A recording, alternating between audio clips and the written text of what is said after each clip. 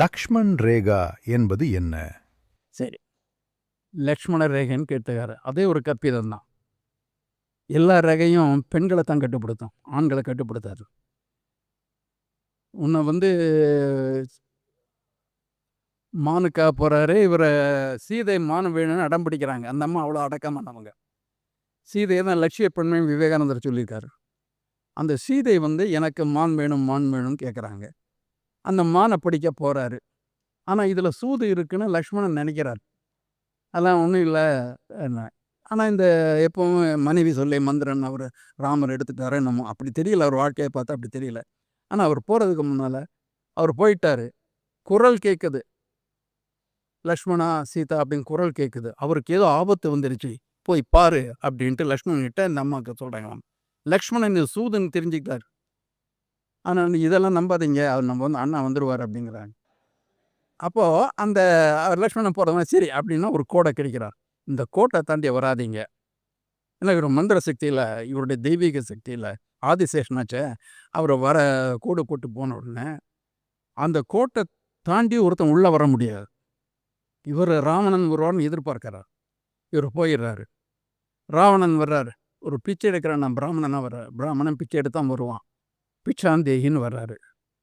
அப்போ பிராமணன் எதை கேட்டாலும் கொடுக்கணுங்கிறது சாஸ்திரம். இந்த அம்மா இருக்கிறத எடுத்து கொடுக்கணும் வராங்க. நீங்கள் வாசல்லையே அப்படி போடுறீங்க. நீங்கள் பூசாரி வந்து நமக்கெல்லாம் இப்போ கேரளா கோவிலில் தூக்கி விடுவாங்க இல்லையா, இந்த பிரசாதத்தை வாங்கிக்கணும் அப்படின்ட்டு, அதே மாதிரி போட அப்படின்ட்டு. பிராமணனுக்கு தன்மானம் உண்டு, நமக்கு தான் அது இல்லை. ஆனால் நீங்கள் நேராக வந்து போடணும் அப்படிங்கிறாங்க. அந்த அம்மா அந்த எல்லையை கடந்த உடனே ராவணனுக்கு தடை போயிடுச்சாமா. அவர் அப்புறம் லக்ஷ்மணனுடைய எந்த சக்தியும் இல்லையா. இந்த அம்மாவை தூக்கிட்டு போயிட்டாங்கிறது. ஆனால் லக்ஷ்மண ரேகா அப்படின்னு சொல்கிற இருக்கட்டும். லக்ஷ்மண் ரேகா அப்படின்ட்டு நான் கேட்குறேன், இந்த நீதிமன்றமே லக்ஷ்மண் ரேகான வார்த்தையை பயன்படுத்தியிருக்கு. லக்ஷ்மண ரேகான ஒரு தரப்புக்கு மட்டும்தானா? லக்ஷ்மண ரேகா நீதிமன்றம் லக்ஷ்மண ரேகாவை மீறிடுச்சுன்ட்டு ஒரு நீதிமன்ற தீர்ப்பில் ஏற்காமல் வந்து அந்த மத்திய அமைச்சர் சொல்கிறாரு. நீங்கள் எதை வேணாலும் மீறலாமா? இன்றைக்கி நீதிமன்றம் மீறி இருக்கு. நீதிமன்றம் சிவில் வழக்கை எடுத்துக்காம வேற உரிமை வழக்காக போட்டிருக்கு. ஆகமத்தை பேசின நீதிமன்றம் இன்னைக்கு ஏன் தூணில் நீங்கள் எனக்கு குடியா முடிய போயிடும் கேட்குறாங்க. நீதிபதி தனக்கு கொடுக்கப்பட்ட பாதுகாப்பை தனது உத்தரவை நிறைவேற்றுவதற்கு பயன்படுத்தி கொள்ளலாம் மாறுது. நீதிபதிக்கு, அதாவது சட்டத்தை உருவாக்குபவர்களுக்கும் சட்டத்தை நடைமுறைப்படுத்துபவர்களுக்கும் ஆனால் அந்த அவரே எடுத்துக்கொண்ட அதிகாரம்ங்கிறது அத்துமீறிய சொல்கிறான் லக்ஷ்மண ரேகாங்கிறது. சிதம்பர ரகசியம் என்றால் என்ன? இல்லாத ஒன்றை இருப்பதாக சொல்வது. நீங்கள் வந்து அது திரையை செய்து பாருங்க, எல்லாம் தெரியும். பார்த்தா காட்டுறதான் தெரியும். அந்த சிதம்பர ரகசியம் நம்ம ஆளுங்க அதுக்குன்னு போய் பணத்தை கொடுத்துட்டு நிற்பாங்க. மழை ஏறுறதுக்கு கைவிட்டு கொடுத்தா நீங்கள் ஏறி பாருங்கம்பாங்க. நம்ம மனநிலை காரணம். பகுத்தறிவை இழந்துட்டு இறை நம்பிக்கை வேறு, அதற்கும் பகுத்தறிவுக்கு அறிவுக்கு அப்பாற்பட்டது தான்ங்கிறது இல்லை. அறிவே இல்லாதான் இறை நம்பிக்கைன்னு எடுத்துக்கூடாது. அறிவுக்கும் உட்பட்டு இருப்பதான் இறை நம்பிக்கையாக இருக்கணும். சிதம்பர ரகசியம் சிவபெருமான் அந்த இவர் விஷ்ணு வந்து தூணில் இருப்பார், துரும்பில் இருப்பார். சிவன் வந்து இந்த ஐம்பெருதா அக்னி, நீர், வாயு அப்படின்னு இருப்பாரம்மா. இதில் இவங்க வந்து சிதம்பரம் வந்து வாயு மூலை. பாருங்க, ஆகாசத்தில் பார்க்கலாம் நீங்கள் அப்படின்ட்டு. ஆகாசத்தில் பார்த்து என்ன தெரிய போகுது? இல்லாதவனா தெரிய போகுது. இது நம்ம கலெக்ஷனுக்கான மெட்டீரியல் சிதம்பர ரகசியங்கிறது. அதனால தான் வள்ளலார் அதற்கு பிறகு சிதம்பரம் செல்லவில்லை. தானே ஒரு சிற்றம்பலத்தை உருவாக்கி அதில் வந்து ஜோதியை வந்து வழிபாட்டுக்கு பொருளாக வச்சார். ஏன்னா அவர் உருவத்தை மறந்துடுறார், லிங்கத்தை வேண்டாங்கிறார். கடைசியில் வந்து அனைவருக்கும் பொதுவான ஒளியை வணங்குவோன்னு சொல்லி முடிக்கிறார். சிவனுக்கு சிதம்பரத்திற்காக உழன்று நின்ற அந்த வள்ளலார் ஏன் சிதம்பரத்தை துறந்து ஒளி வழிபாட்டுக்கு வருகின்றார் என்றால், இந்த பிராமண வக்கரத்தில் கோவில்களெல்லாம் ஏமாற்று கூடங்களாக மாறிய பொழுது அதற்கு விலக்கி விட்டு உங்கள் அறிவின் மூலமாக, உங்கள் கண் மூலமாக, பார்வையின் மூலமாக உண்மையை உணர்ந்து உள்ளவர்கள் தெரிவதற்காக வள்ளலாரை மாற்றினார். நம்ம பல விஷயங்களை பார்க்குறோம். இந்த வழிபாட்டு முறையிலேயே நீங்கிட்ட பைத்தியக்காரத்தனமாக இருக்கும். ரொம்ப துருவி கேட்டிங்கன்னா அதுக்குள்ள ஒரு தத்துவம் இருக்கும்பாங்க. பிராமணர்கள் உண்டு எச்சிலையின் மீது உருளுவதற்கு என்ன தத்துவம்? அகந்தையை போற்றுகின்றாய். நீ நான்கிற அகந்தை வரக்கூடாது. அப்ப எச்சில்ல கூட நீ போய் உருளணும் அப்படிங்கிறான். பிராமணன் உருளவானா உங்க எச்சில்ல? பொது நியாயம்ங்கிறது அனைவருக்கும் பொருந்தக்கூடியதா இருக்கணும். அறிவு இருக்கக்கூடியதா இருக்கணும். அதை மீறி தான் இந்த மாதிரி விஷயங்கள். சாஸ்திரம், சம்பிரதாயம் இரண்டுக்கும் இடையிலான வேறுபாடு என்ன? இவை எதற்காக, யாரால் உருவாக்கப்பட்டது? சாஸ்திரம் எழுதப்பட்டது, சம்பிரதாயம் எழுதப்படாதது, மரபு கஸ்டம்ஸ் லான்னு ஒன்று இருக்கு இல்லையா, அதுபடி மரபு வழியாக வர்றதுங்க. நம்ம நாட்டில் மரபு, நீங்கள் ஒரு மரபு ஏற்படுத்தினா அது மதிக்கப்படாது. நான் ஒரு வழக்கத்தை ஏற்படுத்தினா மதிக்கப்படாது. ஆனால் அவர்கள் உலகனா ஏற்படுத்தினா அது சம்பிரதாயம் ஆகிடும். அதான் சொல்கிறேன், இந்த சம்பிரதாயம் எங்கிருந்து வந்தது? ஆகம விதிப்படி நடந்து கொள்ளுங்கள்ட்டு நமக்கு அடிக்கடி எத்தனை முறை இந்த நீதிமன்றம் சொல்லியிருக்கு. ஆகமத்தில் கண்ட இடத்துலலாம் நெருப்பு வைங்கன்னு சொல்லியிருக்காங்க. அதுக்கு ஒரு மூலையை கண்டுபிடிக்கணும். அதில் எந்த மூலையை பார்க்கணும், வாஸ்து பார்க்கணும். அப்புறம்தான் ஆகமத்தில் சொல்லுவாங்க. எந்த மூலையும் பார்க்காம ஒரு இடத்துல தூணை பார்த்தோம், இங்கே தான் தூணனம் இருப்பான் அப்படின்னு வைக்கிறாங்க. அதை செய்வதற்கு யாருக்கு உரிமை? கோயில் நடத்துபவர்களுக்கு இந்த உரிமையா, நீதிமன்றத்திற்கு உரிமையா? நாளை சர்ச் இங்கே இருக்கக்கூடாதுன்னு அவன் சொல்லுவானா? இங்கே ஏற்கனவே இருக்கிற அப்படிதானே சொன்னான். பரங்கி மலையை பிருங்க முனிவர் இடம் அப்படின்ட்டு ஏறக்குறைய 50 வருஷத்துக்கு முன்னாடி சொன்னாங்க. பரங்கி மலையை பிருங்க முனிவரது இடம், தவம் செய்த இடம். பரங்கி மலையை பரங்கியரிடம் பிடுங்கி பிருங்க முனிவர் ஒப்படைக்கணுன்ட்டு இவங்க ஆர்எஸ்எஸ்லேயே பண்ணாங்க. ஆர்எஸ்எஸில் அடியாள் வேலைக்கெல்லாம் இந்து முன்னணிங்க மாதிரி பல பேரில் வச்சுருப்பாங்க. அதெல்லாம் உறுப்பினர்களாக இந்த அடிதலில் இறங்குறதுக்கு என்ன பிராமணர் அல்லாதவர்களை பயன்படுத்துவார்கள். இவன் ஆர்எஸ்எஸில் உட்காந்துட்டு மாதிரியான இந்த சாகாக்களை நடத்திட்டு உபதேசம் பண்ணி தூண்டி விட்டுட்டு இவர் அப்படி நாங்கள் என்றைக்குமே சட்டம் மீறது கிடையாது, நாங்கள் சட்டத்தை உட்பட்டு தான் இருக்கோம்பாங்க. இது அவர்களது முறை. நம்ம ஆட்களை அடியாட்களாக பயன்படுத்துகிறாங்க அவனுடைய நோக்கத்திற்காக. ஆனால் வன்முறையை தூண்டுவது என்பது பிராமணியத்தின் ஒரு அடிப்படை. அதுக்கு தான் சொல்லுவாங்க, கொலை செஞ்சாலும் அதுக்கு ஒரு நியாயம் இருக்கணும்பாங்க. ஆனால் பிராமணனை கொல்லக்கூடாது, பிரம்மஹத்தி அதை கொல்லக்கூடாது. பிரம்மஹத்தியை பற்றி சொன்னவன் சூத்திரஹத்தியை பற்றி ஏன் சொல்லலை? வைசிய ஹத்தியை பற்றி ஏன் சொல்லலை? அவனை கொல்லக்கூடாது, அது நியாயம். அது மீறப்படக்கூடாத நியாயம். மற்றதுக்கு அது இடம்பொருள் ஏவல அரசு நியாயமாக இல்லைன்னு சொல்லிக்கலான்ட்டாங்க. ஸோ அதுதான் சம்பிரதாயங்கிறது. நீங்கள் வரலாற்று ஆசிரியராக இருப்பதால் உங்களிடம் கேட்கிறேன், திருப்பரங்குன்றத்தில் இருப்பது தீபத்தூணா அல்லது எல்லைக்கல்லா? அதை பற்றி யாருமே கவலைப்படலை, வரலாற்று பதிவுகளையும் வரல. ஆனால் இந்த சர்வே நடந்ததுக்கான சில குறிப்புகள் உண்டு. அதை பற்றி இனிமேல் ஆராய்ஞ்சாதான் தெரியும். ஏன்னா அந்த ட்ரிக்னாமெட்ரி அதை இன்ட்ரடியூஸ் பண்ணிவிட்டு சர்வே பண்ணுறதுல உயரமான இடங்களில் இந்த தூண்களை மாதிரி பதிப்பாங்க. அது இந்த எல்லைக்கோடை பண்ணுறது. அந்த எல்லைக்கோடை பதிச்சா கூட எல்லைக்கோடு எதற்கு? அது வேறு இது வேறுங்கிறது. இவங்க ஏன் தூணை தீபத்தூண்னு சொல்கிறாங்கன்னா அதை எல்லை இல்லை மையம்னு மாற்றுறாங்க. நீங்கள் அங்கே தீபத்தை ஏற்றுனீங்கன்னா அது ஒரு மையம் ஆகிடுது. சுற்றி உள்ள இடம் தர்காவுடைய இடம். அப்போ ஒரு சிக்கலை உருவாக்குறீங்க, டிஸ்பியூட் உருவாக்குறீங்க, மோதலுக்கு வழி செய்யும். அதனால தான் தூண் மேலே அவங்களுக்கு அக்கறை. பிரகலாதன் காமிச்ச தூண் மாதிரி அது ஒரு பெரிய ஒரு கொலைக்கான வழி. பிராமண கடப்பாறையை கொண்டு திராவிட கட்டிடத்தை இடிப்பேன் என்று சீமான் பேசுவது ஏன்? அடுத்ததாக 2026 தேர்தல் முடிவு எப்படி இருக்கும்? நான் சாதாரண கணிப்பெல்லாம் தவிர்த்திருவேன். ஆனால் இந்த கடப்பாறைக்கு வரும்.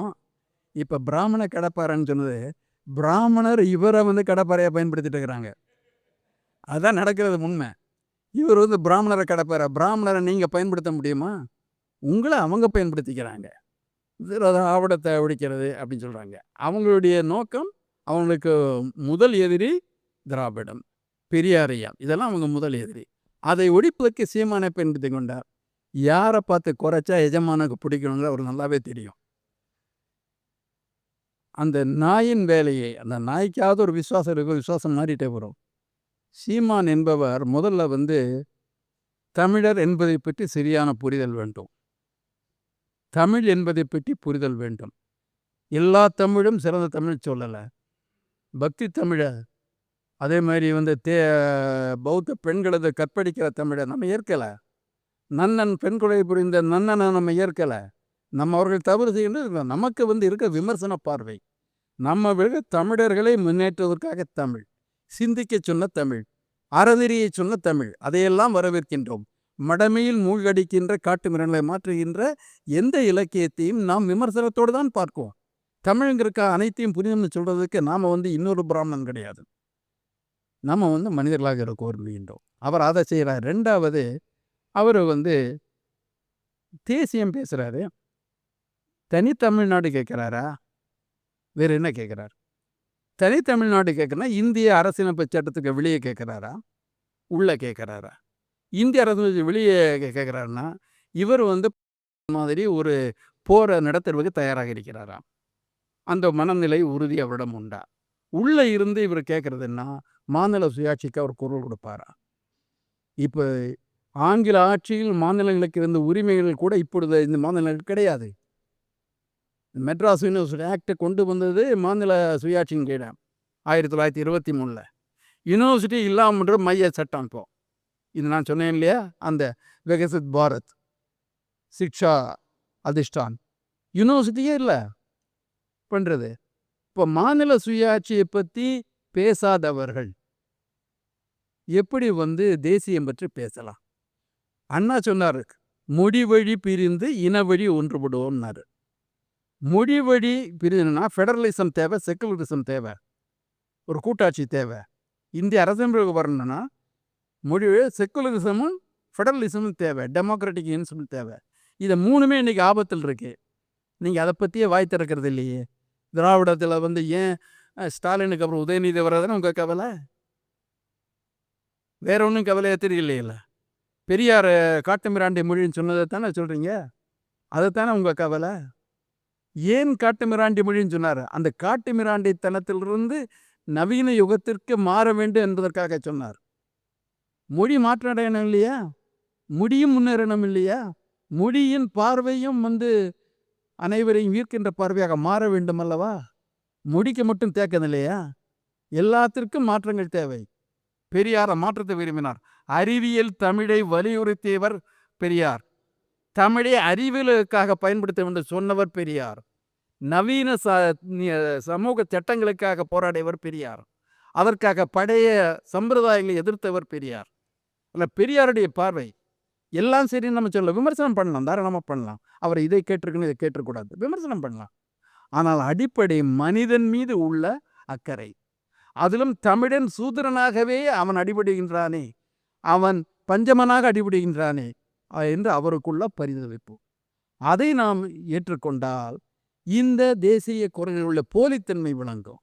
நீ உண்மையிலேயே நீ பேசினா ஒரு கொள்கையை எடுத்துக்கிட்ட, உறுதியாரு, போராடு, சிங்களத்துக்கு போன அவரோட வந்து விருந்துண்ட, ஆமையோ யானையோ இதை வேணாலும் சாப்பிடு.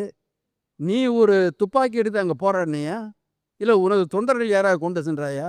இங்கே உசுப்பி விட்டுட்டு அங்கே அவருக்கு ஆபத்து வர வேடிக்கை பார்த்துருந்தவங்க தான் இங்கே போரிடுவதற்கு அவர் பேரை வைத்து கொண்டு ஓட்டு தேடுறதுக்கு இங்கே இருக்கிறவங்க. பிழைப்பு நடத்துகின்றாயா, விடுதலை போர் நடத்துகின்றாயா? நாம் தமிழ் மக்கள் விடுதலை அடைய வேண்டியது இருக்கிறது. நமக்குரிய உரிமைகளை ஒரு கூட்டமைப்பில் பெற வேண்டியிருக்கிறது. அந்த கூட்டமைப்பில் உரிமைகள் மறுக்கப்படுவதை எதிர்த்து குரல் கொடுக்க தயங்குகின்றவர்கள் எப்படி தேசியவாதிகளாக இருக்க முடியும்? அனைத்து தமிழ் தேசியவாதம் நம்ம தான் கேட்குறோம். நமக்கு தமிழ் மீது என்ன அவர்களுக்கு காதல், நமக்கு என்ன பகமையா என்ன? அது கிடையாது. தமிழ் புதுமையானது. சீமானுக்கோ மணியரசனுக்கு மட்டும் தனி உரிமை அல்ல. தமிழ் நம்ம பொது உரிமை. அதில் வர்றது தமிழை பற்றி, தமிழரை பற்றி அக்கறை இல்லாமல் தமிழை பற்றி பேசுவது என்பது சுரண்டல்தனம். தமிழ் தமிழருக்காக பயன்படணும். தமிழை உயர்த்தி கொண்டு தமிழரை பற்றி அக்கறை இல்லாமல் இருப்பது சுயநலத்தின் உச்சகட்டம் அல்லவா? ஆகவே இதில் போலித்தன்மை தான் இருக்கிறோம். நம்ம தனிப்பட்ட முறையில் யார் மீதும் நமக்கு காழ்ப்பு கிடையாது. தேர்தலில் கணிப்பு கிடையாது. இப்படி வந்திருக்கக்கூடாது, நாம் வருத்தப்படக்கூடாது. நம்ம தயக்கத்தினால, நம்ம செயல்பாட்டு குறைவினால், நம்ம அஜாக்கிரதையினால் நமக்கு ஒரு ஆபத்தை நாமே உருவாக்கி விட்டோமே என்று நீங்கள் நினைக்கக்கூடாது. ஆகவே நிறைய குறைகள் அனைத்திலும் உண்டு. எந்த கட்சியும் குறையில்லாத கட்சின்னு நம்ம சொல்லலை. குறை நிறைகள்லாம் உண்டு, அதை பேசலாம். விமர்சனம் வேறு, காழ்ப்பு வேறு. நமக்கு இருக்கிற அடிப்படை சித்தாந்த அரசியலாக இருக்கணும், ரசிகத்தன்மையில் இருக்கக்கூடாது. சித்தாந்த அரசியல், சித்தாந்தம், எந்த சித்தாந்தம் இந்த கட்டமைப்பை காப்பாற்று, நாம் விரும்புகின்ற ஒரு கட்டமைப்பை காப்பாற்று.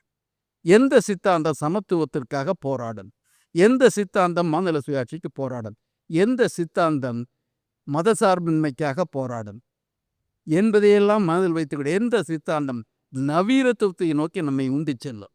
இதை புரிந்து கொண்டு வாக்களியுங்கள் சொல்லுகின்றோம். படமே பேசுபவர்கள், படம் பெருமையை பேசுபவர்கள், நம்மை பிரிப்பவர்கள், மோதலை ரசிப்பவர்கள், இவர்கள் இதற்கு முரணானவர்கள். வாக்களிக்கிறதோ அதைத்தான் கவனத்தில் வச்சுட்டு சொல்கிறேன். நம்ம யாரையும் எந்த கட்சிக்காம் பரப்புரை செய்கிறதுக்கும் யாரும் இங்கே இல்லை. நாம் உண்மையின் பால் நிற்பவர்கள். எதுக்கு ப்ரியாரிட்டின்னு நமக்கு தெரியும், முதன்மை எதுன்னு நமக்கு தெரியும். அதை தெரிந்து கொள்வதற்காகத்தான் இதை போன்ற கூட்டங்கள் நடப்பதாக நான் நினைக்கின்றேன். அப்படி தெளிவும் தெரிதலும் வந்துவிட்டால் நம்ம சாய்ஸ் கரெக்டாக இருக்கும். பேராபத்தை தவிர்க்க வேண்டும் என்றால் செய்யலாம். பிறகு இருக்கின்ற தவறுகளை நாம் போராடி தீர்ப்பதற்கு ஒன்றாக நிற்போம்.